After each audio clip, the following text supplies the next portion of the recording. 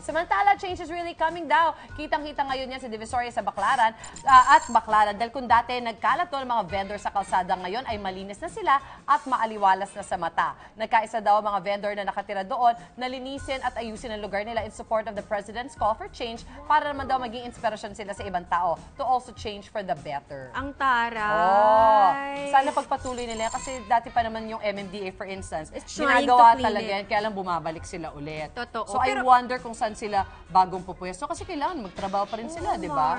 Pero ito kasi, ang sabi, sila mismo yung nagkusang maglinis. Yes. So siguro naman by doing that, talaga namang united sila na panatilihin na natin ganito to. Yes, kasi nakadaan na rin ako dyan ng madaling araw, wild. Yung, Talaga, Mars? Oo, yung kalat, sa kalye talaga. Walang basurahan din, kalye talaga lahat. Oo.